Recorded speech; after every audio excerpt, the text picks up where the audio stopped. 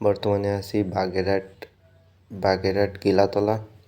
এখানে যে প্রাইমারি স্কুলটা আপনারা দেখতেছেন, এই প্রাইমারি স্কুলের পাশ থেকে যে রাস্তাটা, এটা হচ্ছে 1.5 কিলো বা 2 কিলোর কাছাকাছি হবে প্রায়, সঠিক জানি না। এই রাস্তাটার কাজ করার জন্য আমরা এখানে আসছি। আপনারা দেখছেন যে এখানে কাজ করার জন্য আমাদের খুলনা থেকে প্লাস কয়রা থেকে হচ্ছে গিয়ে অনেক লোক আসছে এখানে। এটা হচ্ছে পুরাতন যে ইটগুলো ছিল, এগুলো দিয়ে নিচের যে সলিংটা, ওইটা এখানে ডাবল ইট সলিং, নিচে একটা থাকবে সলিং, আবার উপরেও একটা ডাবল ইট সলিংয়ের কাজ করা হচ্ছে এখানে। নিচের ওই পুরাতন ইটগুলো দিয়ে নিচের সলিংটা, আর এই যে নতুন ইট পাশ দিয়ে রাখা, এটা দিয়ে পরের যে সলিংটা হবে ওইটা করা হবে। আর ওই যে আপনারা দেখতে পাচ্ছেন দূর থেকে যে টলি থেকে ইট আনলোড করা হচ্ছে।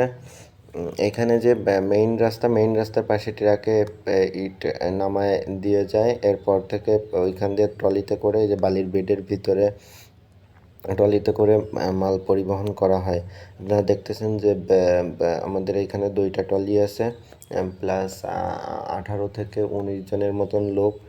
আর একটা জিনিস, সেটা হলো যে অনেকে যখন এই ইট সোলিংয়ের রাস্তাটা হয়, তখন তার উপর থেকে ভারী গাড়ি চলাচল সম্পূর্ণই নিষেধ করে দেয়। কিন্তু আমরা কিন্তু এই যে রাস্তাটা দেখতেছেন পিছন সাইডে, আমরা কিন্তু ইট রাস্তার থেকে নিয়ে আসতেছি, এই যেটা আমরা সলিং করছি, এই এই কাজ করার সলিংয়ের উপর থেকেই কিন্তু আমরা ইটটা নিয়ে আসতেছি।